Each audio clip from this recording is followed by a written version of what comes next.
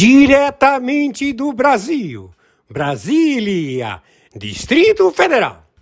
Quem vos fala, mestre Dinho, trazendo sempre informações na palma da sua mão, com notícias de utilidade pública, nacional e internacional. O mestre Dinho, eu quero aqui, antes de iniciar esta live, eu quero falar sobre o Pix do juiz Oscar Aníbal Chapan. Pix, Oscar Aníbal Chapan, @gmail.com. Repito, Oscar Aníbal Chapan, @gmail.com. Está na descrição desse vídeo.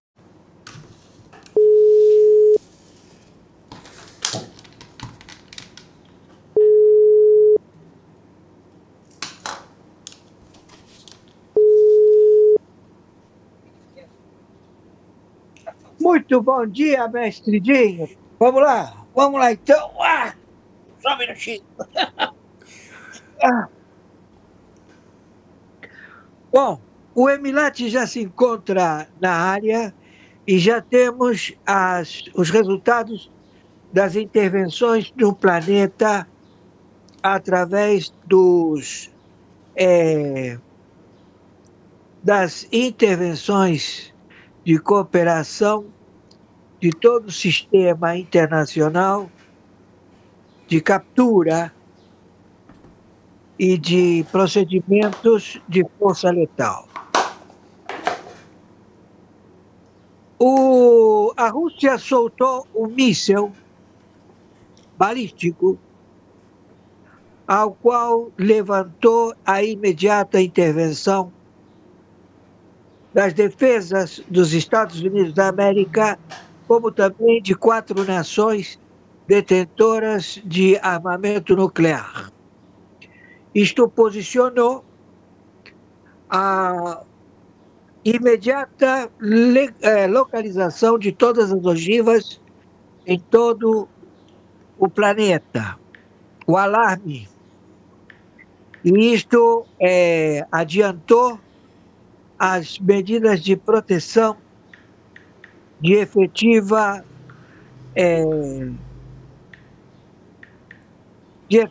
real sucesso, né? Então, posto que esta ogiva era simplesmente o veículo de deslocamento da ogiva a seu alvo, ou seja, o míssil balístico não tinha ogivas nucleares e também não tinha nenhum tipo de cabeça letal a fazer algo. Simplesmente para testar o veículo supersônico. Como dizendo, eu tenho efetivamente o míssil supersônico balístico, porque até então nenhum veículo supersônico balístico tinha sido detonado. Só existia a ciência da arguição do relatório através de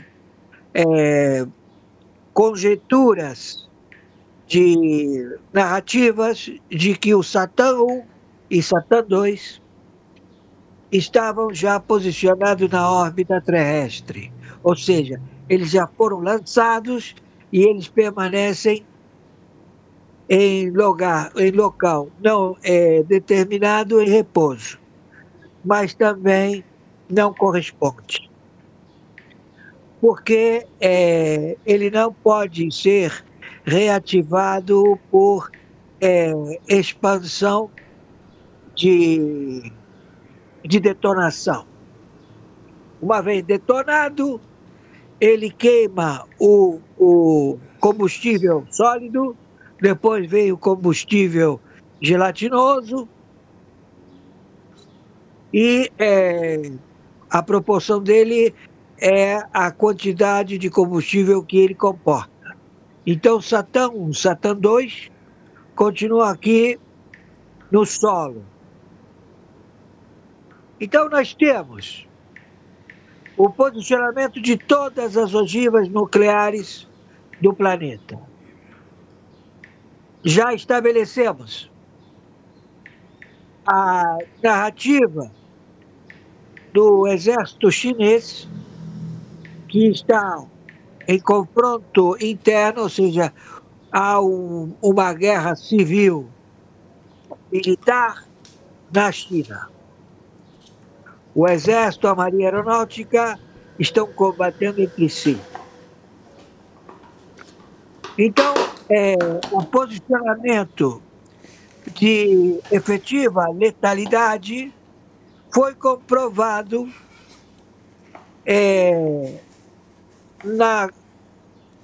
na Colômbia, numa embarcação que transportava fentanil com elementos a bordo.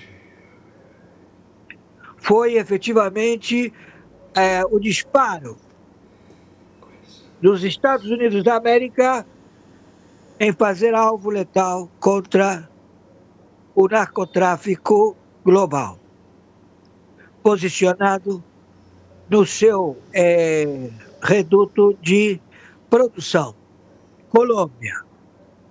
O seu mentor, Petro, narcotraficante, já identificado, terrorista, que ocupa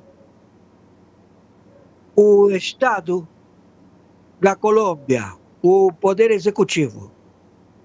Ele é já determinado alvo da CIA, da mesma forma que o Maduro. Ele também já é considerado alvo da CIA. E Luiz Inácio Lula da Silva, plágio, se faz chamar Luiz Inácio Lula da Silva, também é alvo da CIA. Já se encontra na Malásia a determinação de cooperação com a autoridade da liderança da Malásia, ao qual está estabelecido o monitoramento contínuo, incessante de Luiz Inácio Lula da Silva. Ele até, quando vai ao banheiro, ele é observado dentro do banheiro.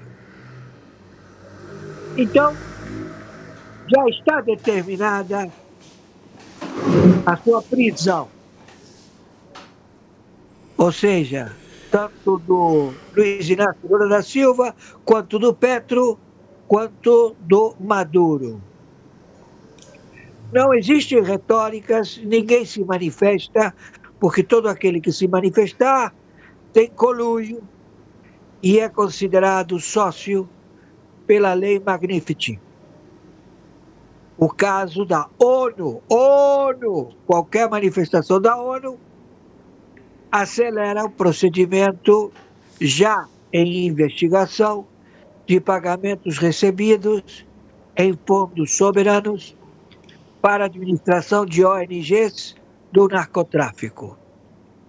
A capital de Belém é alvo de investigações internacionais da DEA, do Mossad, da CIA, da Interpol, de 60 agências de inteligência que lá se encontram braços de bancos do narcotráfico, também militantes e também células de terroristas, já em Belém. Então, tudo aquilo lá está sendo monitorado. A captura do superintendente da Polícia Federal, Eduardo, como também do ministro do Supremo Tribunal de Justiça, Lewandowski, estão determinadas a captura, prisão, todos já com o procedimento internacional, a força letal. no continente da América Central, da América do Sul e do Caribe.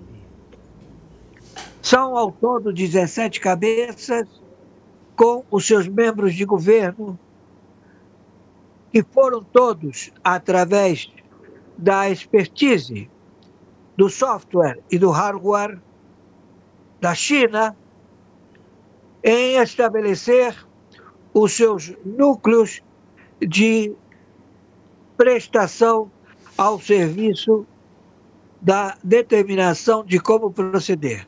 É tudo semelhante.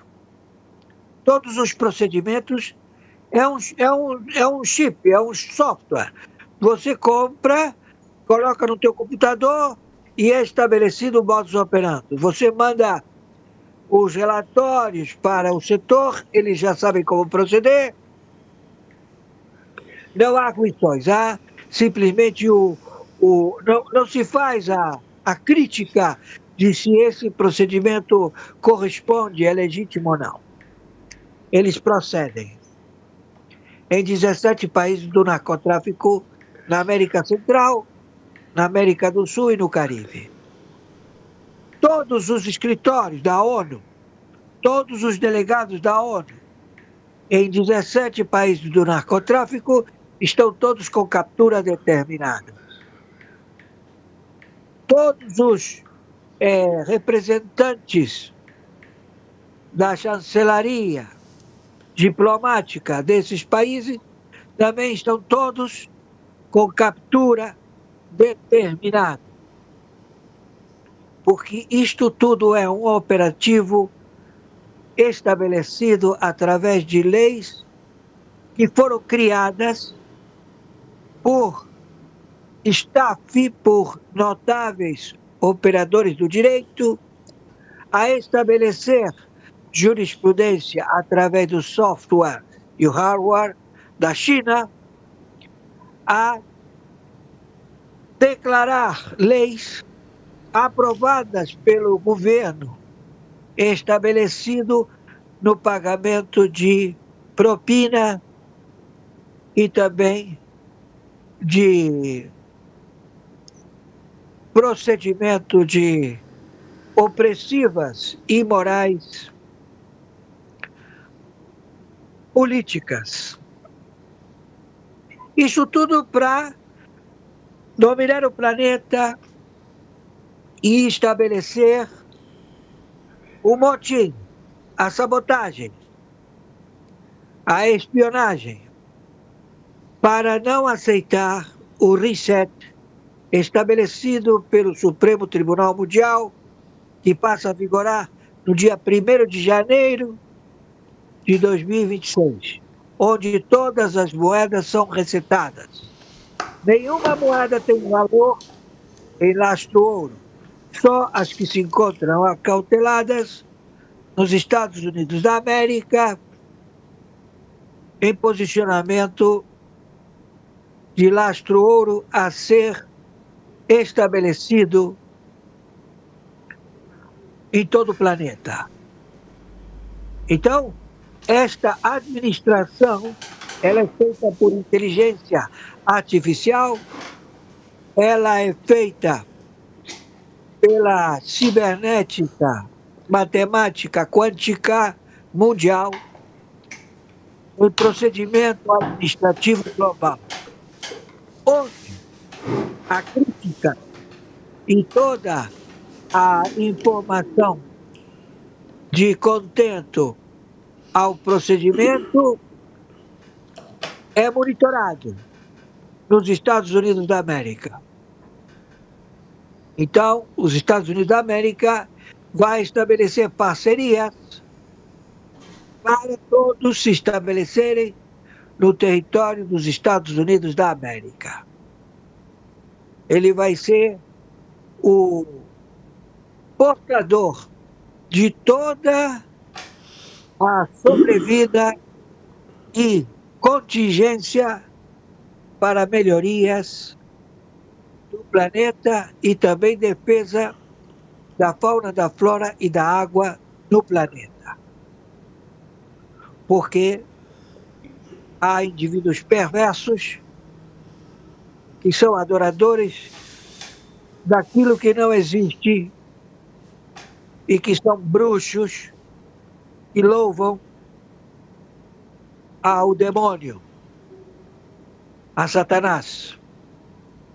Então eles querem destruir a verdade, a luz, a energia constante, a vida eterna.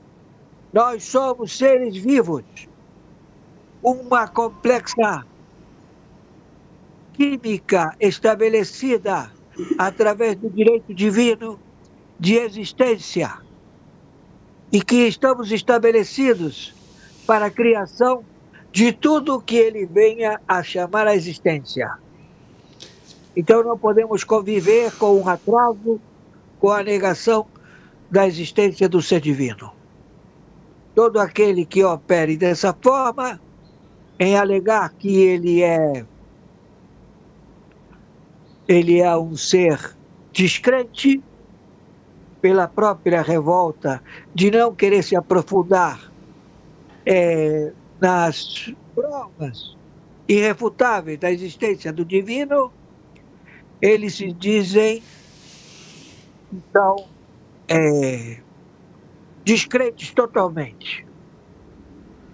E que eles acreditam só no Estado, na força do Estado, na força do domínio do Estado e no comportamento do seu preceito e seu conhecimento que não é rico, não existe conhecimento nele. Então, esses sujeitos de teocracias, de bruxaria, estão sentenciados ao extermínio. Não tem como sobreviver ou prevalecer. Isso já foi feito no passado bíblico e quem tinha que proceder dessa forma não procedeu. Foi um rei, ele se encantou pelas mulheres desse conglomerado pagânico e desarrou e nos levou até o dia de hoje com estes atrasos produzidos por esta insurgência das leis divinas do Todo-Poderoso. Bom, então nós temos todo o capital que se encontra na Malásia acautelado. O Brasil não pode retirar um centavo de lá. Ele tem que aguardar as diretrizes mundiais a serem estabelecidas. No momento, não há confirmação alguma do deslocamento do senhor presidente Trump para nenhuma conferência no domingo, ao qual se cogita que vai haver uma reunião entre o falsante, o falsário, o espião da CIA, que se faz chamar Luiz Inácio Lula da Silva, com o senhor Trump e com o representante da Malásia. Não há, até o presente momento, nenhum tipo de confirmação. Porque estamos em guerra mundial nuclear. Na Venezuela se encontra mais de 1 milhão de mísseis do Irã, todos apontados para o Brasil, para desestabilizar e destruir 2.300.000 favelas. Tudo projetado, 2.300.000 favelas a serem destruídas por Maduro, por este filho de uma puta que se faz chamar Luiz Inácio Lula da Silva, e pelo Petro, outro filho da puta. Tudo narcotraficante global, mundial. Traficando para Xi Jinping outro filho de uma puta. E para Putin, outro filho de uma puta. Então está selado já foi confiscado todo o procedimento das riquezas em petróleo da Rússia, e que se ele ousar a não obedecer o determinado, será destruído todo o seu poderio de minério, petróleo, como também refinarias, será tudo destruído. Também as suas forças de energia atômica, como também na China, onde está proliferando numa dia e noite de trabalhos em criar usinas nucleares. E tudo isto sabido, são todos alvos. Então, nós estamos querendo estabelecer a paz. A senhora primeira-ministra da Itália descobriu que a Europa ela é um covil de ladrões, onde a van der Leyen impera, e ela decidiu sair da comunidade do euro. Itália sai da comunidade do euro, sai da Europa. Não pertence mais a este covil de ladrões, assassinos, filhas da puta. Como também do Macron, que mandou assaltar o Louvre. Temos todas as edições pelos serviços secretos que monitoraram todo o roubo. E também ele se encontrava no Louvre e procedeu a roubar os colares de safira e os pendentes. Com provas irrefutáveis. Então ele sabe muito bem do que estamos falando. Está todo mundo apegado. Então, já está estabelecido que a Rússia é inimiga dos Estados Unidos, o Irã, a China,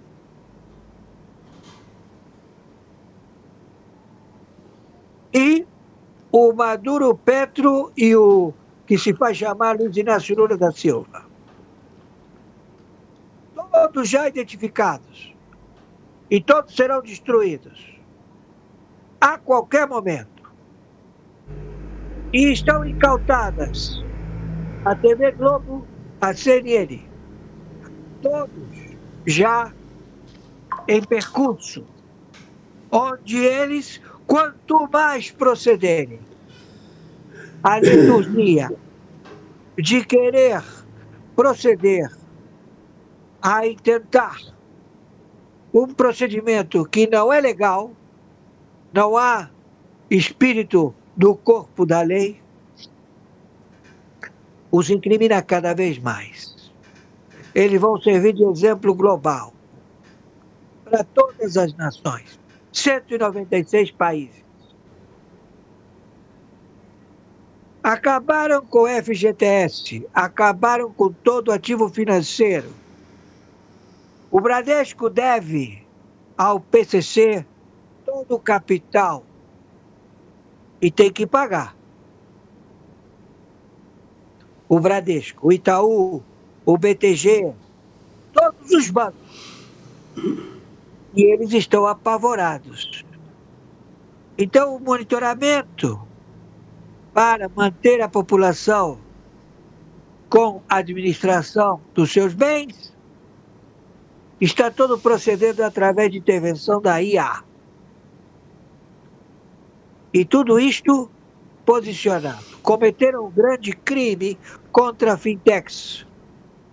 O prefeito do Rio de Janeiro estabeleceu que todas as fintechs, que todos os bancos virtuais devem obedecer Do contrário, eles terão inúmeras incursões de monitoramento aos procedimentos. Uber, entrega de alimentos, tudo que seja Fitex. Porque esse filho da puta, o prefeito do Rio de Janeiro, está operacionalizado a querer, através de forma opressiva, imoral e ilegal, ao achaque dos empresários que empregam o povo brasileiro.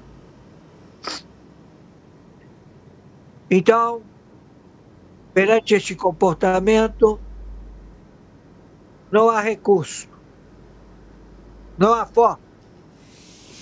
Estão suspensos os pagamentos dos impostos, porque não tem legitimidade, não há legalidade. Todos os impostos foram determinados a não recolhimento. O ministro da Fazenda, conjuntamente com a Tabet, estão com pedido de prisão por estelionato. O presidente do Senado está com pedido de prisão. O presidente da Câmara de Deputados está com pedido de prisão. Internacional, estamos em guerra atômica nuclear. Eis o relatório, mestre Dinho, agora é com o senhor. Juiz Oscar, agora nós teremos as matérias. Hoje, dia 26 de outubro, no ano de 2025. Essas matérias são aquelas matérias que o juiz Oscar Aníbal Chapano envia para o mestre Dinho. Vamos lá, a seguir.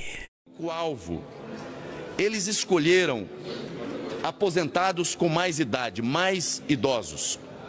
Escolheram aposentados que tinham menores salários e escolheram aposentados, pelo que ela diz, com baixa escolaridade. Ou seja, essa quadrilha escolheu justamente os mais vulneráveis para saquear, para roubar, para tirar comida da mesa, para tirar o medicamento desses brasileiros e brasileiras. Então, eu entendo que o trabalho dessa CPMI começa muito bem, já identificando desde o seu primeiro momento que essa quadrilha assaltou justamente os brasileiros mais vulneráveis. Estejam eles onde estiver, sejam eles quem forem, é papel dessa CPMI identificar, enquadrar, exigir punição exemplar. O trabalho de prisão, o trabalho de punição pertence àquele que é o titular da ação penal, o Ministério Público Federal. Seja muito bem-vindo aqui a mais um vídeo no nosso canal Plantão Informa News. Se é novo, deixa o like, se inscreva, compartilhe esse vídeo com alguém que é muito importante. Já vou rodar para vocês o restante da fala do parlamentar para você tirar suas próprias conclusões, né? O Brasil acompanha um dos julgamentos mais polêmicos da história. Isso mesmo, o ex-presidente Jair Bolsonaro está no centro de um processo conduzido pelo ministro Moraes. Acusado de uma suposta tentativa de golpe por Alexandre de Moraes pela esquerda, Moraes, que concentra enorme poder dentro do Supremo Tribunal Federal, autorizou uma visita do deputado Arthur Lira Bolsonaro. Olha só, né? Mas, ao mesmo tempo, determinou medidas de monitoramento rigorosas e reforçou a segurança ao redor de sua residência e também dentro da residência. Ele está deixando Bolsonaro com as rédeas curtas porque eles têm medo que Bolsonaro fuja para uma embaixada, né? Mas Bolsonaro não fugiu até agora, eu acho que ele não fugiria. Mas eles querem prender Bolsonaro de qualquer forma e possivelmente essa será a resposta desse julgamento, né? Bom, para muitos, o que se vê é um processo carregado de tensão política e questionamentos sobre a imparcialidade em que o destino do ex-presidente está em jogo, né? A coisa tá feia aqui no Brasil, a perseguição contra a direita tá terrível. Deixa sua opinião aí nos comentários, eu vou mostrar para vocês aqui a fala do parlamentar e já volto com as notícias do dia. Polícia Federal com sua investigação, Ministério Público com a denúncia e o Judiciário com as condenações. Qual é o papel da CPMI? O papel da CPMI é lançar luz aos fatos e apontar aqueles que se envolveram nessa trama golpista que assaltou os aposentados. Agora, engana-se quem pensa que essas associações agiram sozinhas.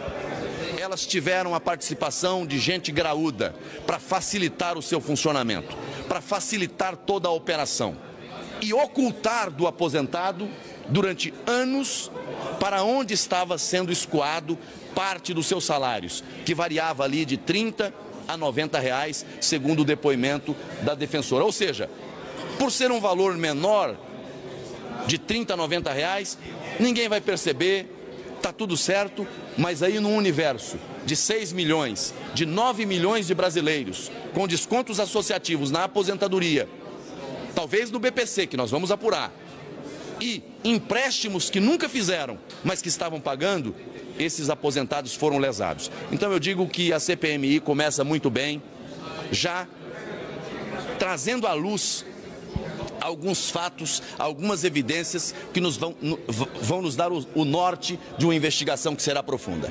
Senador, é uma comissão com deputados e senadores. Existem regras que são comuns às duas casas. O senhor acha que esse trabalho pode ser bem coordenado, mesmo com tantas divergências, pontos de vista diferentes, demandas diferentes que venham para melhorar o funcionamento? Você acha que é fácil?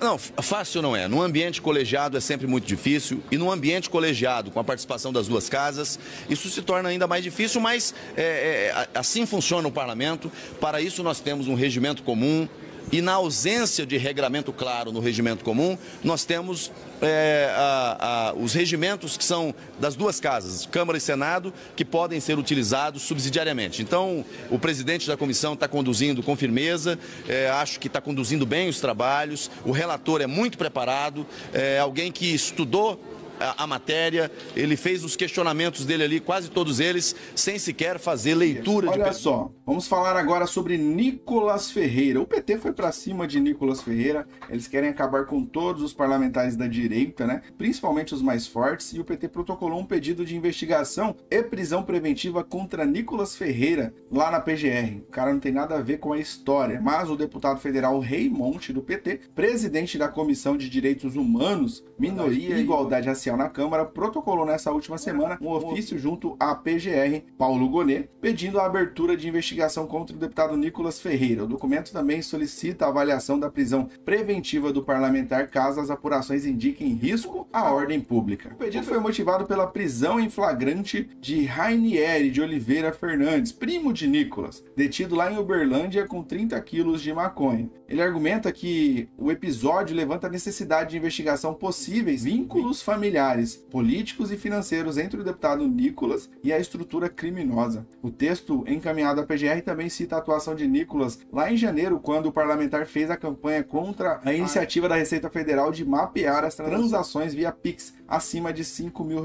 Segundo o documento, a divulgação de informações falsas sobre uma suposta taxação de Pix contribuiu para a pressão política que resultou na revogação da norma, considerada por autoridades como um instrumento essencial de fiscalização de fintechs e de combate à lavagem de dinheiro. Raimonte declarou o seguinte: o grande crime organizado mantém relações espúrias com uma parcela corrupta de agentes do Estado, praticando violações sistemáticas de direitos humanos. Como o presidente da comissão, é meu dever zelar pela integridade democrática e pela proteção dos direitos humanos, disse ele. O parlamentar ainda acrescentou que o país precisa de respostas rápidas e firmes para proteger a sociedade e fortalecer as instituições democráticas. A PGR ainda manifestou sobre o pedido. Olha só, Moraes é o maior inimigo de Bolsonaro e aliado de Lula. Você concorda? Deixa aí nos comentários. Foi o que disse Nicolas Ferreira. Nessa última semana, o deputado Nicolas Ferreira reagiu a uma notícia da coluna de Bela Mengali do jornal O Globo a respeito de uma declaração do senador Flávio Bolsonaro, que apontou que seu pai, o ex-presidente Jair Bolsonaro, está indignado por ser julgado pelos ministros da Suprema Corte, Alexandre de Moraes, Flávio Dino e Cristiano Zanin. Em sua avaliação, Nicolas apontou motivos que justificam o sentimento de Bolsonaro. Ele destacou que Moraes é aliado de Lula. E claro que Bolsonaro estaria irritado, né? Bom, Moraes é o maior inimigo de Bolsonaro e aliado de Lula. Dino é ex-ministro amigo de Lula. Zanin é ex-advogado pessoal de Lula. Será porque Bolsonaro está indignado? Questionou Nicolas Ferreira. Bom, nessa última semana começou o julgamento do ex-presidente Jair Bolsonaro e dos 7 réus incluídos no processo sobre a suposta trama de golpe de Estado. O caso está sendo conduzido pela primeira turma do Supremo Tribunal Federal, presidida por Cristiano Zanin. Olha só, Alexandre de Moraes, que é o relator, foi indicado por Michel Temer. Flávio Dino, indicado por Lula. Luiz Fux, indicado por Dilma Rousseff. E Carlos, indicada por Lula. Por fim, Cristiano Zanin, indicado por Lula. O que você acha que esse julgamento vai dar, né? A perseguição continua. Deixa aí seu comentário, seu like, compartilha, se inscreva e até um próximo vídeo aqui no nosso canal.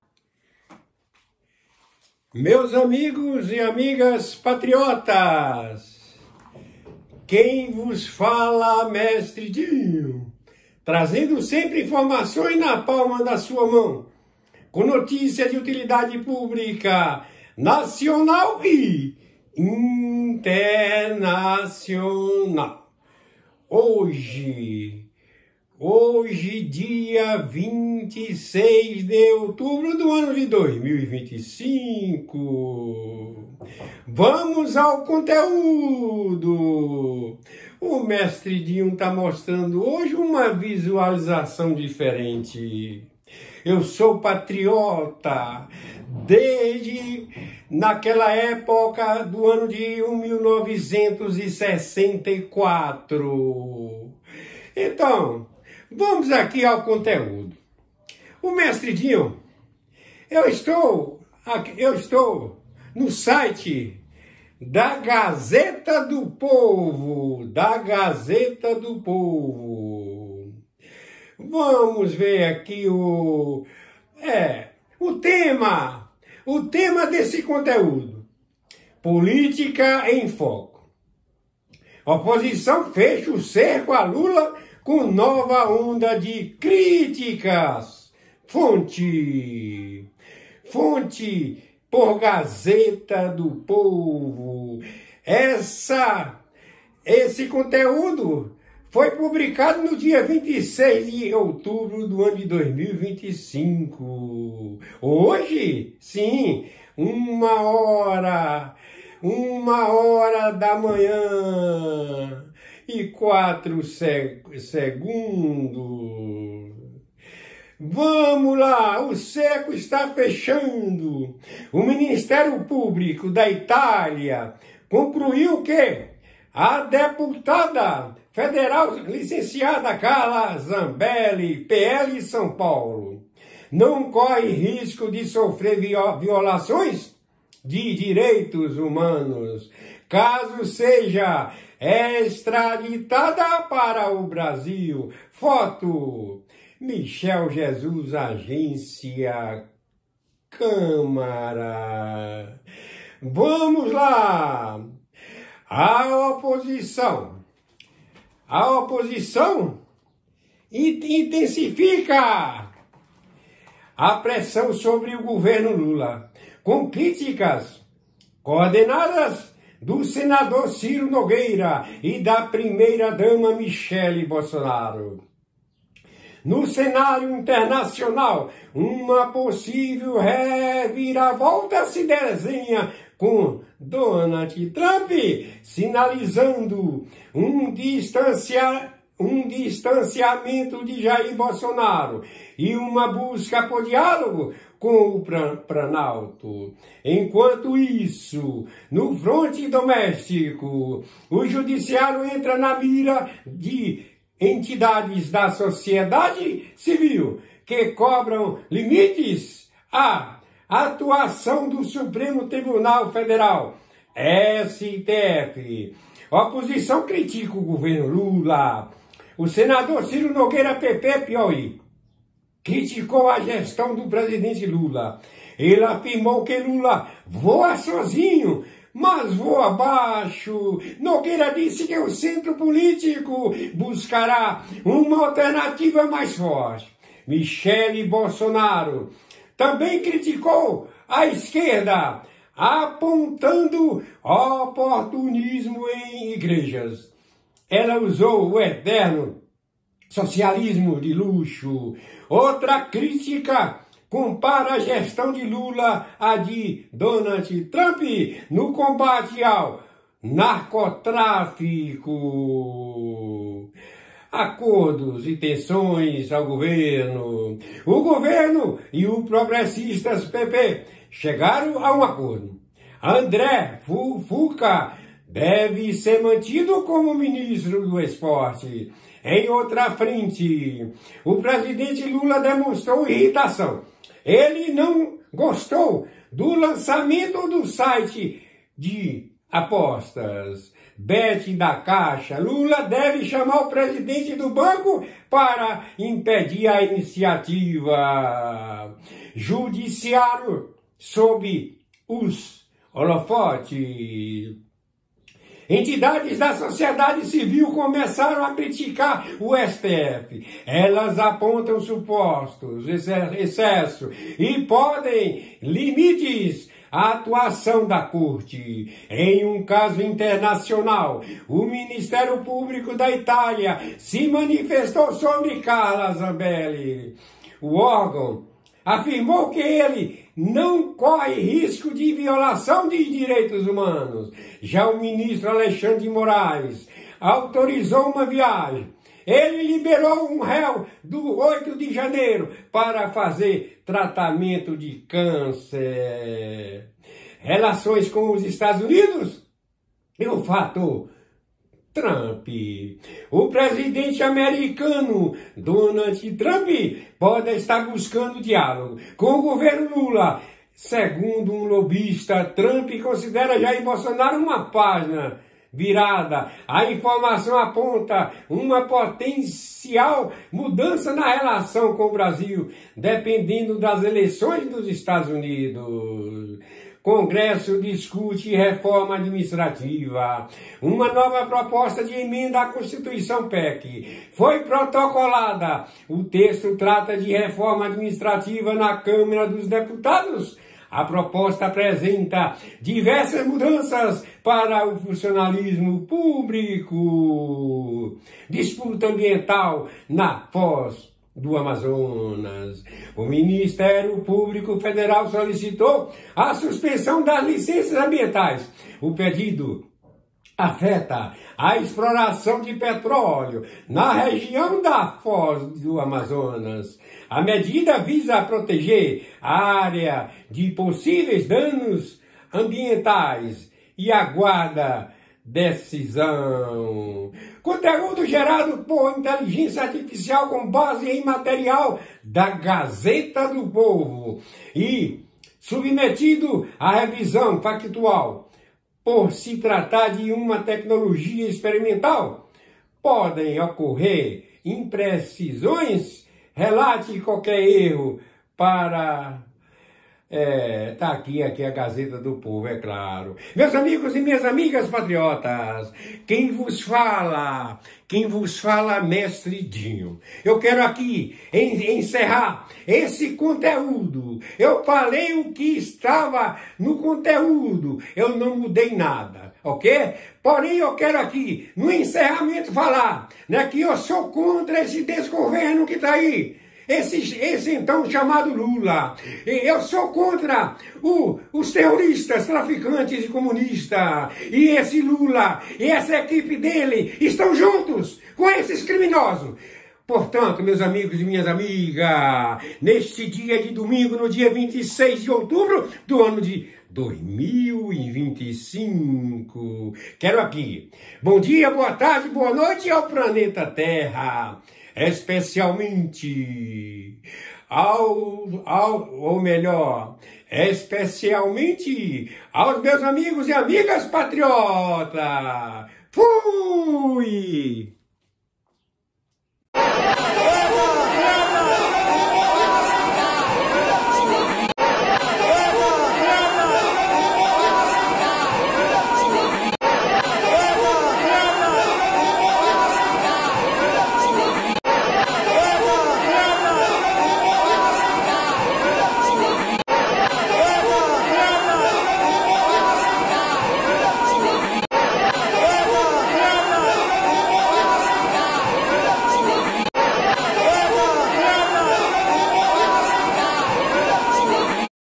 20 de octubre de 2025.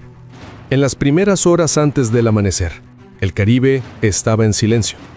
El agua negra como el petróleo, el cielo pesado e inmóvil. Entonces, movimiento.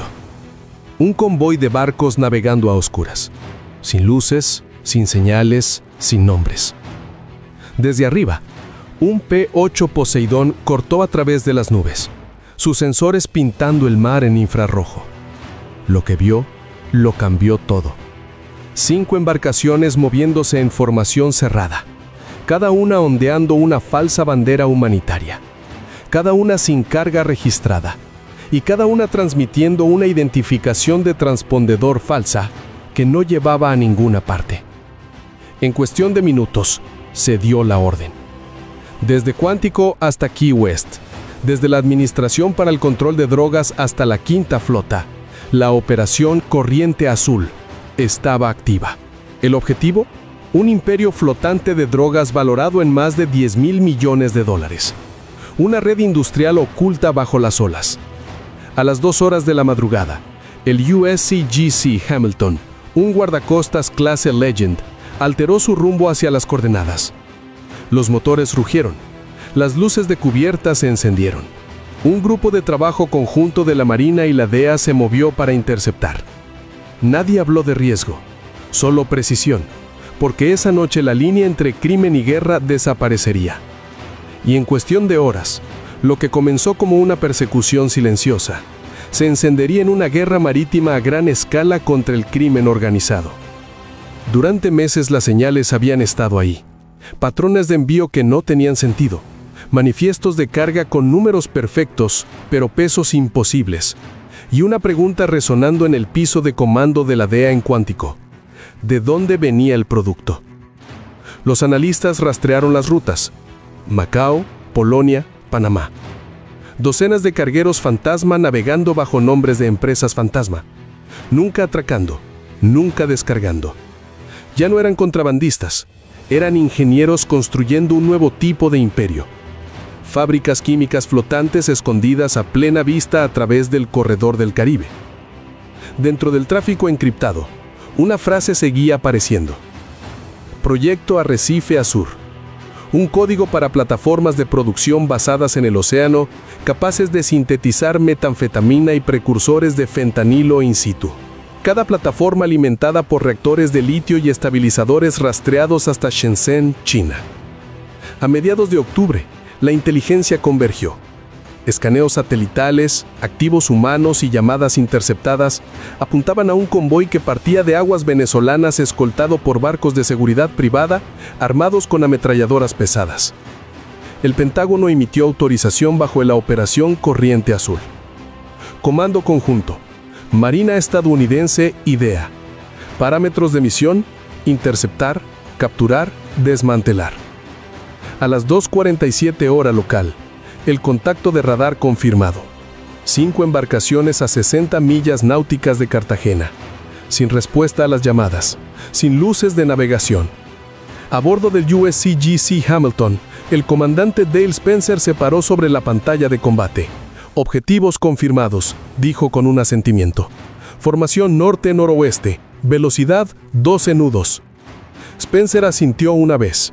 Shadow 6, prepárense para abordaje. 2 lanchas de asalto RHIB se lanzaron al agua, cascos oscuros cortando las olas. Sobre ellos, un helicóptero MH-60 Romeo Seahawk circulaba ampliamente, sus rotores golpeando el aire húmedo. Más arriba, un P-8 Poseidón escaneaba en busca de firmas de calor. Mucho más arriba, un MQ-9 Reaper bloqueó sus sensores, orbitando a 20.000 pies. Entonces, caos. Uno de los barcos del cartel abrió fuego, trazadores rojos arqueándose a través de la noche, ametralladoras pesadas DHSK escupiendo desde la cubierta. ¡Contacto! La radio crepitó, las alarmas sonaron. Los cañones de cubierta se encendieron desde la proa del Hamilton. El cañón Mark 110 de 57 milímetros rugió en ráfagas cortas y cirúrgicas. Cada ronda golpeó los montajes de armas con precisión milimétrica. El fuego del cartel cesó en segundos. Respuesta letal mínima, ordenó el comandante. Los tomamos vivos. Pero el océano tenía otros planes. Un segundo barco detonó, un flash blanco dividiendo el horizonte. Los tambores químicos se encendieron, pintando el cielo en fuego azul. En el puente, Spencer estabilizó su voz.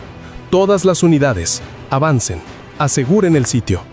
El Seahawk se inclinó bajo. Su ametralladora de puerta, GAU-21, escupiendo ráfagas que atravesaron la cubierta de la embarcación más cercana. Los agentes de la DEA de Shadow Six descendieron en rappel rápido, aterrizando en medio del humo y metal retorcido. Se movieron rápido, cortando escotillas, sometiendo a la tripulación restante. Bajo cubierta, el descubrimiento asombró incluso a los veteranos. Tambores industriales etiquetados en mandarín, reactores de litio construidos para síntesis de larga duración, pilas de documentos de envío falsos sellados con sellos de aduanas venezolanas. «Esto no es química callejera», murmuró un agente a través de su respirador. «Esto es ingeniería estatal». En ese momento, un barco rompió formación, acelerando hacia aguas venezolanas. Su motor rugió, dejando una estela de humo. «Objetivo intentando escapar», llegó la llamada. Desde 10.000 pies arriba, el Reaper ajustó curso. Su láser se bloqueó. Un clic después, un misil Hellfire gritó hacia abajo. Impacto. Una columna de fuego se elevó hacia el cielo. La embarcación en fuga se desvaneció en una nube hirviente de vapor y combustible. Siguió el silencio. No más contactos de radar, no más fuego de retorno. Solo el crepitar del aceite ardiendo y el zumbido de los motores del guardacostas. Al amanecer, el Caribe estaba en silencio otra vez. 5 barcos destruidos o capturados, cientos de barriles químicos recuperados y bajo todo ello, la primera evidencia dura de que la guerra de América contra las drogas había cruzado hacia algo mucho más peligroso. Mientras el comandante Spencer observaba las llamas desvanecerse en el horizonte, habló en voz baja a su segundo al mando. Esto no fue solo un decomiso, fue una batalla. Al amanecer, el horizonte todavía estaba ardiendo. Columnas de humo flotaban sobre el Caribe, marcando las tumbas de barcos que habían transportado la red de narcóticos más poderosa del mundo. Pero la batalla marítima fue solo la mitad de la guerra. Mientras marineros y agentes aseguraban los restos, otra operación ya estaba en marcha. No en el agua, sino en tierra. En Bogotá, órdenes encriptadas destellaron a través del Comando Conjunto de la DEA. Coordenadas, marcas de tiempo. En minutos, la Policía Nacional Colombiana y equipos de campo de la DEA se movieron al unísono. Objetivos: Barranquilla y Cartagena, 2 de los centros industriales del cartel. Cada ubicación protegida por frentes civiles, empresas de importación, depósitos de combustible y almacenes de caridad. A las 8:00 horas comenzaron las redadas. Helicópteros tronaron sobre la costa. Camiones blindados rodaron por calles estrechas. Dentro de almacenes, los agentes encontraron lo que nadie había esperado. No drogas, sino máquinas, filas de impresoras tridimensionales, estantes de celdas de energía de litio, planos para submarinos en miniatura, no tripulados, desechables, construidos para transportar cargas a través de aguas internacionales. Cada habitación contaba la misma historia: escala industrial, disciplina militar, financiamiento corporativo. Este no era un cartel que se escondía en selvas, era una organización que pensaba como un ejército y se movía como un estado. Dentro de un complejo, los agentes descubrieron algo aún más oscuro. Una sala de servidores, con aire acondicionado, sellada, funcionando 24 horas. Cuando los expertos en ciberseguridad descifraron las unidades, encontraron libros contables encriptados que listaban transacciones en Macao, Dubái y Hong Kong. Millones lavados a través de empresas fantasmas vinculadas a firmas de logística offshore. En Langley, analistas de la CIA siguieron el trazo. Cada transferencia llevaba más profundo a corredores financieros protegidos por inmunidad diplomática. Y detrás de los números, una firma seguía apareciendo: Coronel Rafael Ortega, un oficial de inteligencia venezolano bajo sanciones desde 2023. Era el vínculo que nadie quería ver. Protección estatal, logística extranjera, tecnología china, todo convergiendo para sostener un imperio de narcóticos de $10.000 millones diseñado para desestabilizar el hemisferio. Mientras continuaban las redadas, surgieron más nombres: ingenieros con pasaportes duales, técnicos entrenados en Shenzhen, corredores con vínculos a frentes financieros del Medio Oriente. Esto no era corrupción aleatoria, era arquitectura. Esa tarde, el Consejo de Seguridad Nacional se reunió en Washington. Pantallas brillaban dentro de la sala de situaciones. Mapas del Caribe llenaban la pared. Puntos rojos marcando cada nodo del proyecto Arrecife Azul. La DEA informó primero. 6 embarcaciones neutralizadas, dijo el director. Más de 200 tambores químicos asegurados. Creemos que hemos interrumpido una cadena de fabricación global. Luego la Marina tomó la palabra. Almirante Kingsley, Comando del Pacífico. Almirante, ¿con qué estamos lidiando?, preguntó el presidente. Kingsley se inclinó hacia adelante. Con todo respeto, señor, esto no fue un convoy de drogas, esto fue guerra logística. Alguien está probando hasta dónde los dejaremos llegar. La sala cayó en silencio. Para los analistas, fue la primera vez que los narcóticos se mapearon como una campaña militar. Zonas, activos, redundancia y reemplazo rápido. Todo el sistema reflejaba cadenas de suministro a nivel estatal, no improvisación criminal. Apareció una diapositiva de la CIA en la pantalla. Fotos de cascos de fibra de carbono, reactores modulares y líneas de combustible compuesto recuperadas de los naufragios. Cada componente marcado con un código de fabricante de una corporación china sancionada. Cada envío enrutado a través de aduanas venezolanas, sellado como equipo de investigación marina. La evidencia era clara. Venezuela estaba actuando como proxy, canalizando materiales y fondos extranjeros hacia infraestructura del cartel, transformando el crimen organizado en arma geopolítica. En Cuántico, químicos forenses lo confirmaron. Rastros de estabilizadores de grado militar y compuestos de polímero de litio coincidían con fórmulas industriales restringidas. Estos no se hicieron en un laboratorio de la selva, vinieron de facilidades autorizadas por el Estado. En cuestión de horas, los analistas armaron el panorama más grande. La ruta de corriente azul del cartel no se trataba solo de drogas, se trataba de influencia.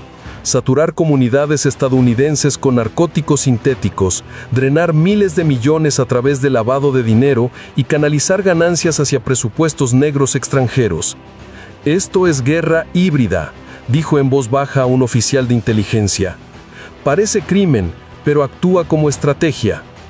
Mientras tanto, en Cartagena, unidades élite escoltaban detenidos de alto valor bajo convoy blindado. Entre ellos, Luis Márquez Rojas, heredero de la familia que una vez controló los corredores del Golfo. Durante años se había escondido detrás de filantropía y bancos offshore. Ahora, esposado, silencioso, miraba hacia el mar donde su imperio había ardido. Al mismo tiempo, buzos de la Marina estadounidense recuperaron cajas negras de los barcos hundidos. Dentro había discos duros encriptados, datos de navegación, registros de comunicación y recibos digitales vinculando envíos a una firma logística registrada en Macao. Cada archivo apuntaba al mismo patrón: financiamiento estructurado, asistencia estatal y protección coordinada. La evaluación final del Pentágono llegó al escritorio del presidente esa noche. El informe fue contundente. La red Márquez Rojas representa una evolución del tráfico de narcóticos hacia conflicto hibridizado. Sus operaciones dependen de tecnología patrocinada por estados, empresas de fachada comerciales e ingeniería de grado militar. El objetivo parece no solo económico, sino desestabilizante, dirigido a Estados Unidos a través de adicción, corrupción e influencia. El mensaje era inconfundible. La era de los simples carteles de drogas había terminado. Lo que América había confrontado en el Caribe no era una pandilla, era un imperio industrial, sancionado, protegido y estratégico. De vuelta a bordo del USCGC Hamilton, el comandante Spencer recibió la transmisión encriptada desde Washington. La Operación Corriente Azul había transitado oficialmente a Operación Corriente Roja, autorización para interdicciones continuas, ataques cibernéticos y sanciones financieras a través de múltiples jurisdicciones. Cuando cayó la noche nuevamente, el guardacostas navegaba lentamente por aguas tranquilas. Los fuegos se habían apagado, el horizonte oscuro una vez más. Pero la guerra había cambiado. Spencer se paró en cubierta, ojos fijos en las estrellas sobre el Mar Negro. Esto comenzó con un cargamento, dijo en voz baja a su segundo. pero termina con un mensaje. El segundo asintió, que América no luchará contra sombras, sino contra las manos que las proyectan.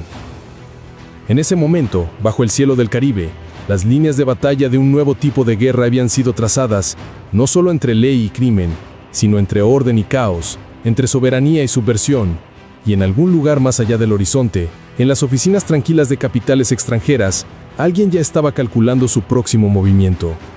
Porque cuando un imperio cae, otro comienza a levantarse.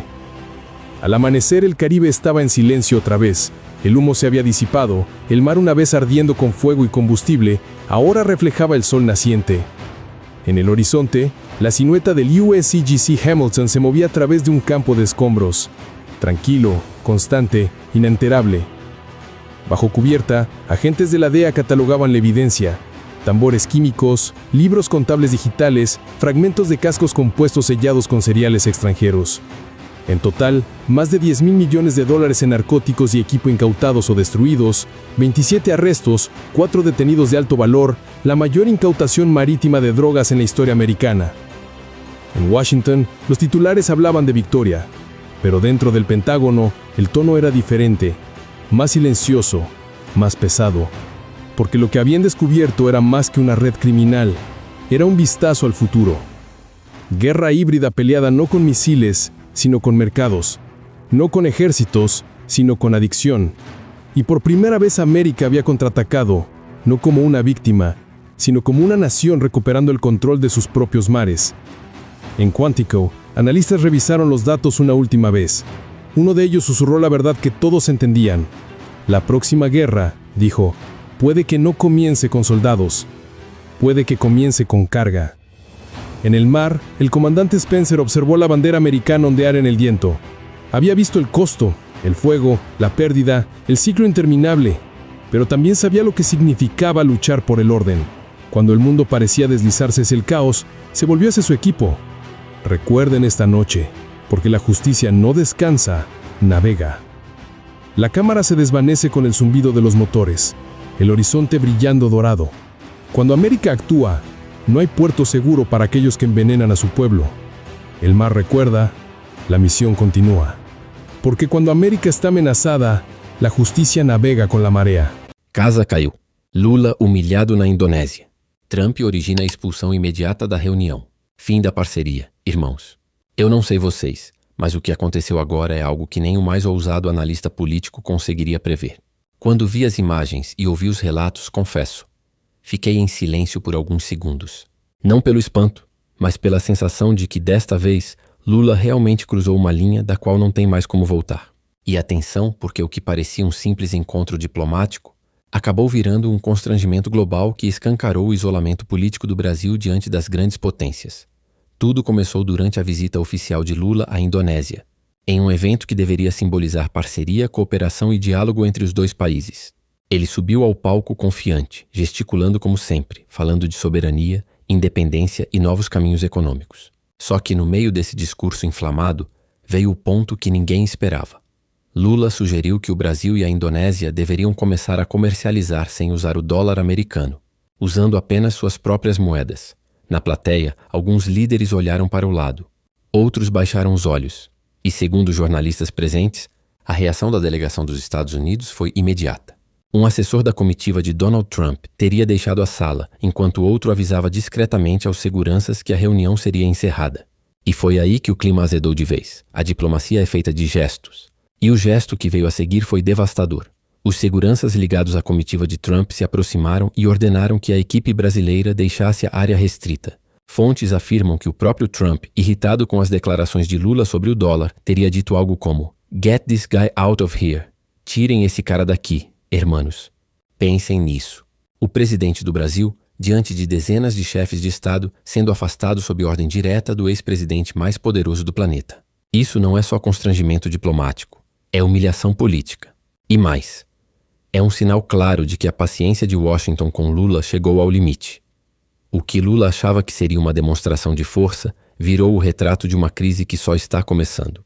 Porque o problema não é só o gesto em si, é o que vem por trás dele. O enfraquecimento da imagem internacional do Brasil, E o medo crescente de que o país esteja se isolando das potências ocidentais em nome de uma ideologia que já não convence ninguém. E se isso parece exagero, espere até ouvir o que aconteceu nos bastidores, quando a equipe de Lula tentou contornar o estrago e acabou se deparando com um silêncio ensurdecedor da diplomacia americana. A tensão foi tão grande que, por alguns segundos, o salão inteiro ficou em silêncio.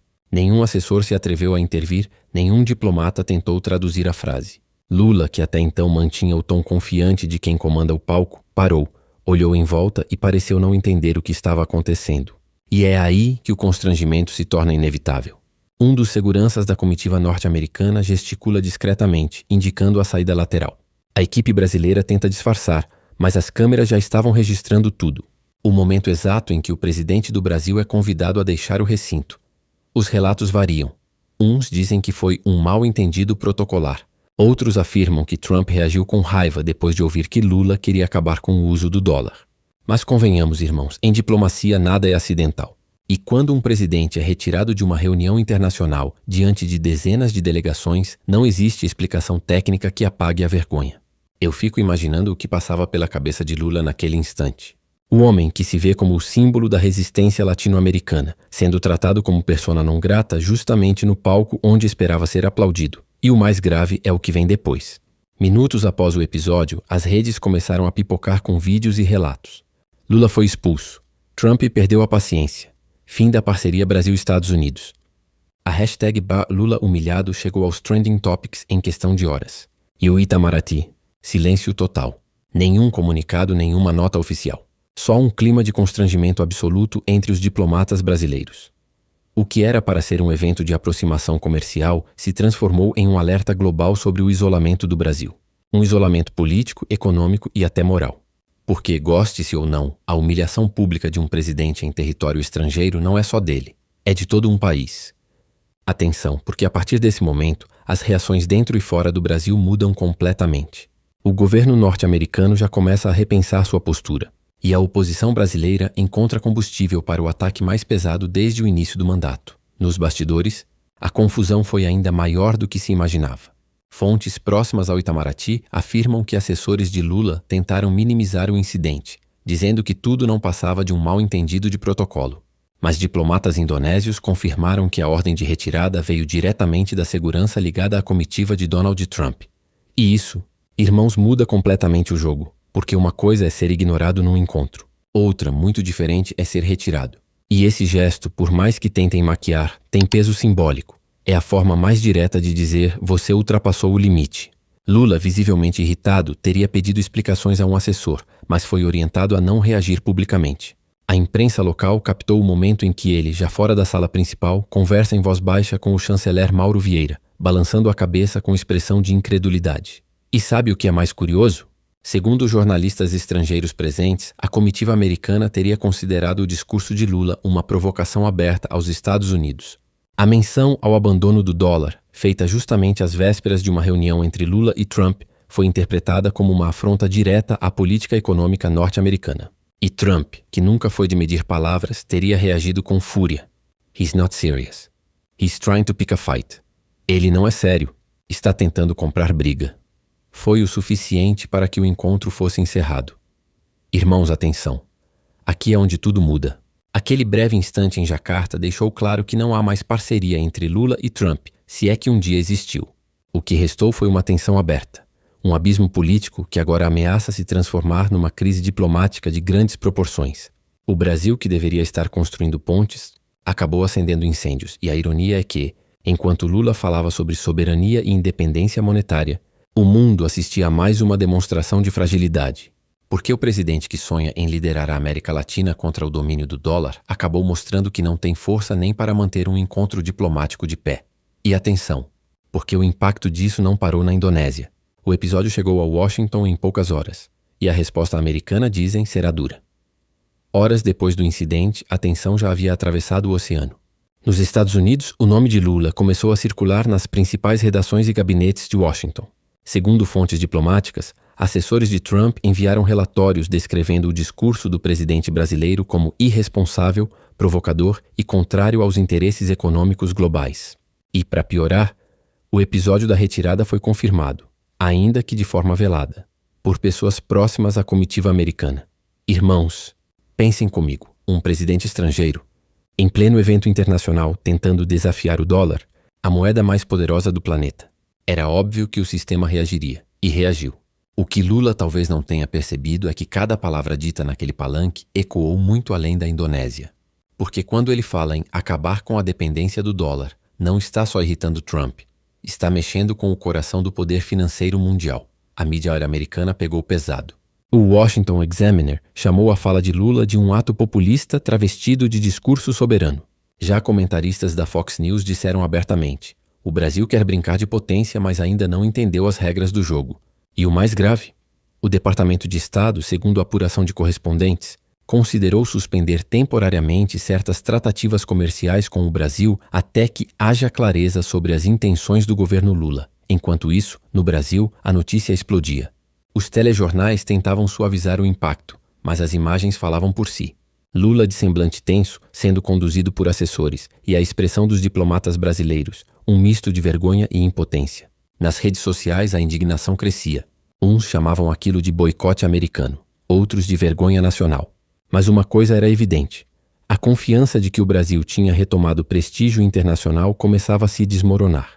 E foi nesse vácuo de credibilidade que a oposição encontrou o cenário perfeito. Deputados e senadores começaram a pedir explicações formais ao Itamaraty, questionando se o governo havia provocado um incidente diplomático deliberadamente. Alguns chegaram a pedir a presença do chanceler Mauro Vieira no Congresso, para esclarecer se o Brasil ainda mantinha alinhamento com os Estados Unidos ou se estava oficialmente migrando para o bloco asiático. Irmãos, é nesse ponto que dá para sentir o peso real do que aconteceu. Não se trata apenas de um discurso infeliz. É um sinal de ruptura, de um isolamento que vai custar caro. Porque quando um país começa a desafiar o império sem ter força para sustentar a briga, o resultado quase sempre é o mesmo: humilhação. Nos Estados Unidos, a repercussão continuava crescendo hora após hora. Enquanto a Casa Branca mantinha silêncio, aliados de Trump começaram a se pronunciar em tons cada vez mais duros. O senador Marco Rubio, uma das figuras mais próximas do ex-presidente, publicou uma mensagem enigmática no X, antiga rede Twitter, afirmando que a diplomacia não deve ser confundida com desafio, e quem tenta enfrentar o dólar paga caro. Foi o suficiente para incendiar o debate político, irmãos. É aqui que o cenário começa a ficar ainda mais tenso. O gesto de Lula, aquele discurso em Jacarta, não foi visto apenas como uma provocação. Foi interpretado como um rompimento, um desafio direto à política econômica e de segurança dos Estados Unidos. E Trump, que vive de mostrar força, não deixaria barato. Fontes próximas ao republicano garantem que ele ficou enfurecido com o tom de Lula e ordenou que sua equipe reavaliasse todos os compromissos previstos entre os dois governos. Na prática, isso significa o congelamento de conversas comerciais e o afastamento de qualquer tentativa de reaproximação. Enquanto isso, a imprensa brasileira tentava criar uma narrativa para defender o presidente. Alguns comentaristas diziam que tudo não passava de ciúmes de Trump, que Lula apenas defendia a soberania nacional. Mas a verdade, irmãos, é que soberania não se defende provocando o maior parceiro comercial do país. A oposição percebeu isso e foi direto ao ponto. Lula envergonha o Brasil, dizia um senador conservador. Perdemos décadas de construção diplomática em um discurso de 15 minutos. Mas o que mais impressiona é o silêncio dentro do próprio governo. Nem o Itamaraty, nem o Palácio do Planalto se manifestaram oficialmente sobre a suposta expulsão. Nenhum comunicado, nenhuma correção, nada. E quando o poder prefere o silêncio, é porque o dano já está feito. A cada hora que passava, o incidente tomava novas proporções. Na Europa, jornais começaram a ecoar o episódio, e analistas classificaram Lula como imprevisível e ideologicamente cego. E enquanto o mundo analisava o escândalo, no Brasil, uma pergunta ecoava em todas as conversas. Será que Lula entende o tamanho da tempestade que acabou de provocar? Enquanto a imprensa internacional repercutia a cena da expulsão, no Brasil o clima político começava a ferver. Os corredores de Brasília se encheram de rumores e tensão. Deputados da oposição exigiam que Lula se explicasse publicamente, enquanto aliados tentavam construir uma versão mais suave dos fatos, dizendo que tudo não passava de diferenças de protocolo. Mas ninguém acreditava nisso. Nos bastidores do Planalto, a irritação era evidente. Assessores mais próximos admitiam em voz baixa que o presidente havia se precipitado ao falar sobre abandonar o dólar justamente antes de um encontro com Donald Trump. Um ministro chegou a dizer, em off, que Lula quis bancar o líder global e acabou passando vergonha. E o povo O povo assistia perplexo. Os vídeos do momento em que Lula é conduzido para fora da reunião já circulavam em todas as redes. As legendas eram implacáveis. Humilhação histórica. Trump põe Lula para fora. Fim da parceria Brasil-Estados Unidos. Irmãos, a sensação era de déjà vu. O mesmo Lula que prometera resgatar o prestígio internacional do Brasil agora via sua imagem despencar diante do mundo. E o que ele faz? Dobra a aposta. Em vez de recuar, Lula decide se pronunciar em público. E o discurso, transmitido de um salão lateral do evento, soou mais como uma tentativa de recuperar o orgulho ferido do que de esclarecer os fatos. Ele afirmou: "O Brasil não vai se curvar diante de ninguém. Nós somos um país soberano." Mas bastava observar seu tom de voz. Não era o mesmo Lula confiante de outras épocas. Era um homem irritado, defensivo, tentando transformar em coragem o que no fundo foi uma derrota diplomática. E esse discurso, em vez de acalmar, piorou tudo. A imprensa americana tratou a fala como uma nova provocação, e a Indonésia, anfitriã do evento, preferiu não comentar. Nos bastidores, a delegação de Trump já preparava um comunicado oficial com críticas diretas à postura do governo brasileiro. Eu não sei vocês, mas para mim está claro que esse episódio marca um ponto de virada. Lula, que tanto tentou se posicionar como mediador entre potências, acabou se tornando protagonista de um confronto que ele mesmo criou. E o mais preocupante é que agora o Brasil está no meio do fogo cruzado, sem aliados fortes, sem respaldo diplomático e, o pior de tudo, sem credibilidade. A coletiva de imprensa que se seguiu foi um espetáculo à parte. Lula apareceu diante das câmeras tentando retomar o controle da narrativa, mas o semblante denunciava o incômodo. Atrás dele, ministros e diplomatas mantinham expressões tensas. Era visível que o clima era de crise. Não houve expulsão alguma, afirmou ele em tom ríspido. O Brasil apenas encerrou uma reunião que já estava concluída. Mas bastava olhar as imagens que corriam pelas redes para perceber que a fala não batia com a realidade. O vídeo mostrava claramente os seguranças de Trump se aproximando e um assessor americano indicando a saída. Irmãos, isso é o que mais me impressiona. O poder de negar o óbvio. Enquanto Lula tentava disfarçar a humilhação com um discurso inflamado sobre independência e dignidade nacional, o mundo inteiro já tinha visto o contrário. Nos canais internacionais, a cena foi descrita como a pior crise diplomática entre Brasil e Estados Unidos desde os anos 80. E é nesse ponto que começa o verdadeiro terremoto político. A equipe de comunicação de Trump vazou para essa imprensa trechos do que teria sido o diálogo tenso entre os dois líderes antes da reunião. Segundo essas fontes, Trump teria advertido Lula de que qualquer ataque ao dólar seria visto como uma agressão direta aos Estados Unidos. Lula, sem recuar, respondeu: "O mundo não pode viver debaixo de uma moeda controlada por um único país." A partir daí, não houve mais conversa. Trump levantou-se e encerrou o encontro com a frase que correu o planeta: "Meeting's over. We're done here." A repercussão foi imediata. Na Ásia, economistas classificaram a fala de Lula como um tiro no próprio pé. Na Europa, diplomatas começaram a questionar se o Brasil ainda era um parceiro confiável. E dentro do governo, o pânico começou a se instalar. Alguns assessores de Lula defenderam que o presidente fizesse uma ligação direta para Trump, pedindo desculpas formais, mas o próprio Lula teria se recusado, dizendo que o Brasil não se ajoelha para ninguém. Só que a política internacional não é feita de bravatas, é feita de confiança. E nesse momento, o Brasil acabava de perdê-la. A partir dali, cada gesto do governo passou a ser interpretado como afronta, cada silêncio como culpa. E, segundo informações que circularam em Brasília, a embaixada americana teria suspendido alguns compromissos conjuntos previstos para novembro. O constrangimento já não podia mais ser escondido. E enquanto isso, Lula seguia na Indonésia, tentando cumprir a agenda, mas cercado por um silêncio ensurdecedor. Nenhum líder se aproximava, nenhum aperto de mão espontâneo, nenhum convite para conversas bilaterais. Era como se o Brasil tivesse se tornado o convidado que todos evitam na festa. As horas seguintes foram de puro desgaste. O governo brasileiro, acuado, tentava conter o escândalo com comunicados vagos e discursos inflamados, mas quanto mais tentava explicar, mais se afundava. A oposição, por outro lado, aproveitava cada segundo do caos. Deputados começaram a circular nas redes vídeos do episódio com legendas que diziam: "O mundo riu de nós." E, de fato, o mundo estava rindo. Na imprensa internacional, as manchetes eram devastadoras. Lula humilhado em evento na Ásia. Crise diplomática entre Brasil e Estados Unidos se agrava. Trump encerra a reunião após ataque de Lula ao dólar. E, para piorar, comentaristas americanos começaram a insinuar que o Brasil poderia enfrentar sanções econômicas caso seguisse insistindo na ideia de abandonar a moeda americana em negociações internacionais. Irmãos, É aqui que a coisa fica séria. Porque se antes Lula brincava com fogo retórico, agora o incêndio é real.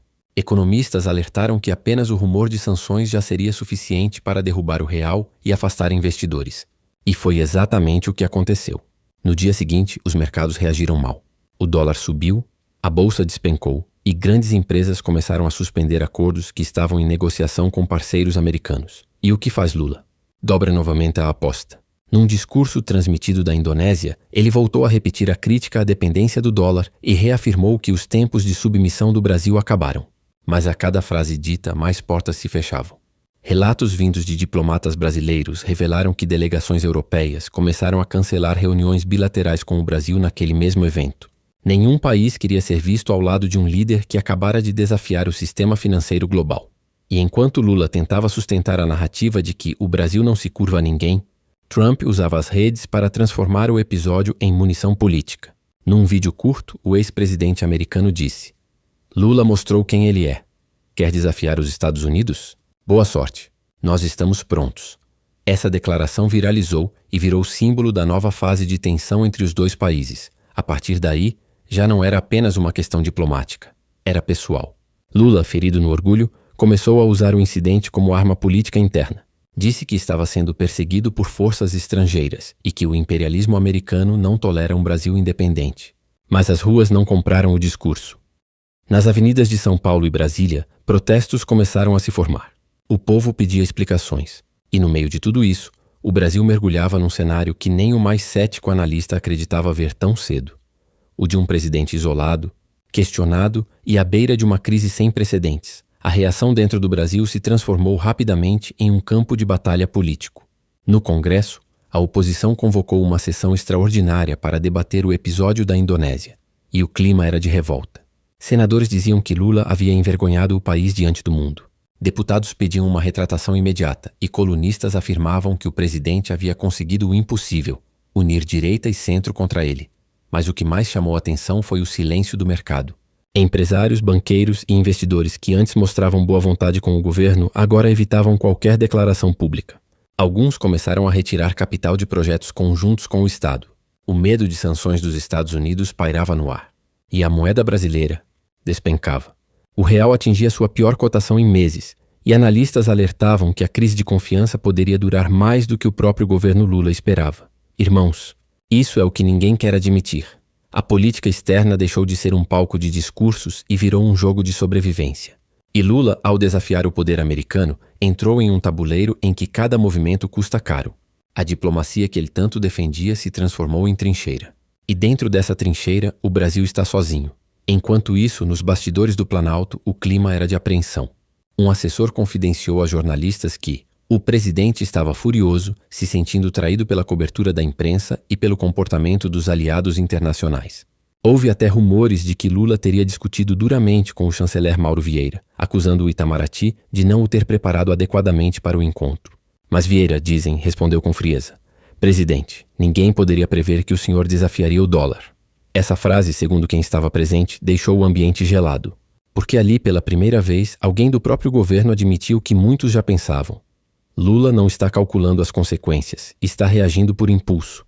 E o resultado é devastador. As próximas horas mostrariam que a humilhação na Indonésia não era apenas um tropeço diplomático, era o início de uma crise internacional com potencial de abalar a economia e a imagem do Brasil por anos. O impacto político da crise já começava a se alastrar como fogo em palha seca. Nas redações, analistas falavam em colapso de imagem. Nos bastidores de Brasília, ministros tentavam apagar o incêndio ligando para embaixadores, tentando entender até onde o estrago havia chegado. Mas a verdade é que o dano já era irreversível. Trump, por sua vez, percebeu o poder simbólico daquele momento e passou a explorá-lo de forma calculada. Em comícios nos Estados Unidos, mencionava o episódio com ironia, dizendo que certos líderes sul-americanos ainda não entenderam como funciona o mundo real. A plateia aplaudia e ria, enquanto o nome de Lula era usado como exemplo do que não fazer em política internacional. Irmãos, esse é o tipo de humilhação que não se apaga. Porque o que aconteceu na Indonésia não ficou restrito a um constrangimento protocolar, virou um símbolo global de fraqueza. E o pior é que Lula parecia não compreender isso. Em vez de buscar recompor as pontes, optou por dobrar o tom nacionalista. Declarou em entrevista: O Brasil não precisa pedir bênção a ninguém. Nós somos uma nação soberana. O discurso pode ter animado parte da base mais fiel, mas no cenário internacional, soou como uma tentativa desesperada de salvar o orgulho ferido. Enquanto isso, a elite econômica brasileira começava a se afastar. Reuniões marcadas com investidores estrangeiros foram canceladas, viagens diplomáticas adiadas e relatórios internos do Banco Central apontavam uma fuga de capitais significativa. Os jornais de negócios chamaram o episódio de a faísca que pode reacender o isolamento do Brasil no mercado global. E nas ruas, o sentimento era misto. Uns viam Lula como vítima de um império arrogante, outros como o responsável por transformar o país em motivo de piada. Mas, no fundo, todos sentiam a mesma coisa: vergonha. Eu não sei vocês, mas é difícil assistir a tudo isso e não se perguntar: onde está o estadista que prometia recolocar o Brasil no mapa mundial? Porque o que se viu na Indonésia não foi diplomacia, foi improviso. E improviso em política internacional custa caro. Os dias seguintes ao escândalo foram um verdadeiro pesadelo político. A cada nova entrevista, Lula parecia mais isolado. Nenhum grande líder internacional se pronunciava em defesa dele, nem mesmo seus aliados tradicionais, Argentina, Venezuela e Bolívia, arriscaram palavras públicas de apoio. O silêncio era o sinal mais claro de que o Brasil havia cruzado uma linha perigosa. Nos corredores do Itamaraty, o clima era de tensão constante. Diplomatas veteranos, acostumados a lidar com crises, admitiam em conversas reservadas que nunca tinham visto algo parecido. Um embaixador aposentado chegou a comparar o episódio da Indonésia com o colapso das relações Brasil-Estados Unidos durante a ditadura militar, um nível de constrangimento raramente visto desde então. Enquanto isso, o próprio Trump aproveitava o momento para reafirmar sua influência global. Em uma entrevista exclusiva à Fox News, declarou: "O Brasil está se alinhando com os inimigos da liberdade. E enquanto eu estiver aqui, não vou permitir que o tráfico e o socialismo latino se espalhem." Essa fala caiu como uma bomba em Brasília. Os setores mais conservadores do Congresso começaram a pressionar por uma resposta imediata, enquanto os aliados de Lula tentavam conter o pânico, dizendo que o ex-presidente americano estava apenas usando o Brasil para se promover. Mas não era só Trump. No mesmo dia, o Fundo Monetário Internacional divulgou uma nota expressando preocupação com declarações que possam afetar a estabilidade das moedas emergentes, traduzindo um alerta velado ao Brasil. E o mercado reagiu mais uma vez. O dólar disparou, o Ibovespa mergulhou e até os títulos públicos começaram a ser vendidos por investidores estrangeiros. Hermanos, aqui está o ponto em que o dano simbólico se transforma em dano real. O que começou como um discurso inflamado na Indonésia já custava bilhões à economia brasileira. E o mais trágico é que, mesmo diante desse cenário, Lula se recusava a recuar. Em reuniões internas, repetia que não ia se ajoelhar diante do Império Americano e orientava seus ministros a reforçar o discurso de independência. Mas o Itamaraty já via o risco de isolamento total. Sem diálogo com os Estados Unidos, com a Europa desconfiada e a Ásia mantendo distância, o Brasil caminhava para o mesmo destino de seus vizinhos mais radicais, países marginalizados nas grandes decisões internacionais. O mais doloroso de tudo é que a imagem do Brasil, aquela de nação que volta a ser respeitada, desabava diante de todos. Uma sequência de gestos, palavras e reações mal calculadas que, no fim, transformaram o presidente em símbolo de imprudência. A crise diplomática já havia se transformado em uma tempestade perfeita, e o epicentro estava em Brasília. A oposição, que até então se limitava a críticas pontuais, passou a articular um movimento mais amplo, convocar Lula para prestar esclarecimentos no Congresso. A ideia era simples e devastadora: mostrar ao país que o presidente havia colocado o Brasil em rota de colisão com sua maior potência parceira sem qualquer planejamento. Enquanto isso, ministros tentavam conter os danos. Mauro Vieira, o chanceler, convocou reuniões de emergência com embaixadores europeus e asiáticos. Tentava passar a mensagem de que o Brasil continua aberto ao diálogo, mas era tarde demais. As imagens da Indonésia e o vídeo de Trump já haviam consolidado uma percepção mundial. Lula havia perdido o controle da diplomacia brasileira. Nos bastidores, o mal-estar era generalizado. Um assessor do Itamaraty, em anonimato, revelou a jornalistas que nenhum líder queria se encontrar com Lula depois do episódio. Até mesmo países que costumavam apoiá-lo, como a China e a Rússia, mantinham distância, observando o cenário com cautela. Porque, no fundo, ninguém quer estar ao lado de quem desafia uma potência e perde. E como se não bastasse, a própria base aliada começava a rachar.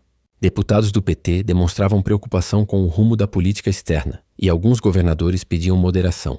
Um deles teria dito: Lula está brincando com o futuro do país. Isso não é discurso de palanque, é geopolítica. Irmãos, é nesse ponto que se revela o verdadeiro isolamento. Lula, que sempre se orgulhou de ser o político que fala com todos, agora não tinha mais com quem falar. Nenhum convite, nenhum diálogo, nenhuma trégua. O silêncio internacional era ensurdecedor, e diante da pressão, o presidente reagiu do único jeito que sabe, atacando. Em um novo discurso transmitido do Palácio do Planalto, ele afirmou: "Se querem me isolar, vão ter que isolar o Brasil inteiro, porque nós não seremos submissos." A fala arrancou aplausos de apoiadores, mas dentro da diplomacia, foi vista como mais um erro grave, uma confissão pública de que o isolamento já é uma realidade. Enquanto Lula tentava transformar o episódio em bandeira de resistência, as consequências começavam a se materializar. Reuniões econômicas suspensas, investimentos congelados, acordos comerciais sendo revistos. O Brasil estava pagando o preço da retórica. E o mundo assistia em silêncio a um país que um dia foi sinônimo de diálogo se transformar num símbolo de conflito. Nas ruas do Brasil, a repercussão do escândalo tomou um rumo imprevisível. Manifestações começaram a surgir nas principais capitais. Em São Paulo, grupos de oposição exibiam cartazes com frases como "vergonha mundial" e "o Brasil não fala por Lula". Do outro lado, apoiadores tentavam contra-atacar com marchas de solidariedade ao presidente, mas a energia já não era a mesma de antes. O desgaste era visível.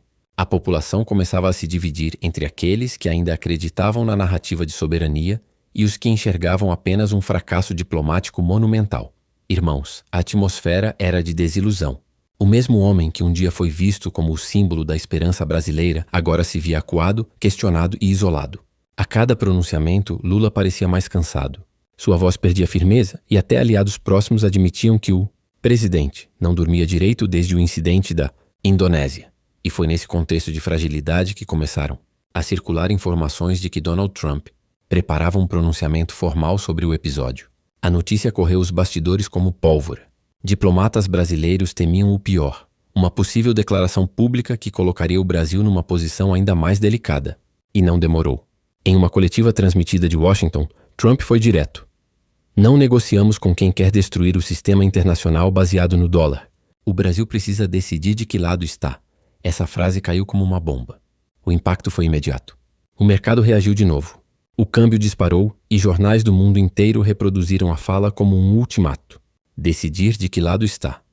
Essa era a mensagem clara. Ou o Brasil voltava a se alinhar aos Estados Unidos ou pagaria o preço do isolamento total. Dentro do governo, a expressão era de pânico contido. Mauro Vieira tentou contato com o Departamento de Estado sem resposta. Empresários começaram a pressionar o Planalto por um gesto de reconciliação, mas Lula se manteve em silêncio. Pela primeira vez em décadas, o Brasil estava literalmente sozinho. E o mais triste, irmãos, é que o povo sentia isso. Nos rostos, nas conversas, no ar, pairava a sensação de que o país havia perdido o respeito lá fora. Uma mistura de vergonha, raiva e incerteza tomava conta de todos. O pronunciamento de Trump foi o golpe final. Aquele tom frio, quase impessoal, deixava claro que o estrago era irreversível. O Brasil havia deixado de ser visto como um parceiro confiável. E pior, começava a ser tratado como um risco. Nos corredores do Palácio do Planalto, o clima era de abatimento. Assessores evitavam falar com a imprensa, ministros cancelavam entrevistas. E até aliados históricos do Partido dos Trabalhadores começavam a pedir prudência e reposicionamento diplomático. Lula, porém, não recuou. Em uma fala transmitida em cadeia nacional, tentou transformar a crise em narrativa de resistência. "O Brasil não é colônia de ninguém. Nós somos um povo livre e não vamos aceitar imposições." Mas o discurso, que pretendia ser firme, soou como desespero. Era nítido. O presidente tentava salvar o próprio legado. Nas redes, a reação foi imediata. Memes, críticas e comparações tomaram conta do debate. De mediador global a persona non grata. De líder latino a piada internacional. Era como se a imagem que Lula construiu durante décadas estivesse desmoronando diante dos olhos do mundo. Irmãos, essa é a parte mais amarga da história. Porque mais do que um tropeço político, o que aconteceu na Indonésia mostrou o quanto o poder pode cegar. Lula acreditou que ainda era o mesmo líder admirado, capaz de desafiar as potências e sair ileso. Mas o mundo mudou, e o Brasil não tem mais o peso que um dia teve. Hoje, o país vive as consequências de uma diplomacia feita no improviso. Perdeu aliados, perdeu credibilidade e, principalmente, perdeu o respeito das nações que antes o admiravam. E no fim, resta apenas a reflexão. Até onde vale a pena comprar brigas em nome do orgulho? Porque o preço da arrogância pode ser alto demais, e quem paga não é o governante, é o povo. Queridos ouvintes, Se esta história te deixou com o mesmo nó na garganta que me deixou, pense nisso. O Brasil não pode continuar sendo o palco de egos. O país precisa de líderes que construam pontes, não muros. E se esta análise te fez refletir sobre o rumo que estamos tomando, te convido a se inscrever no canal para não perder nossas próximas histórias. Até a próxima.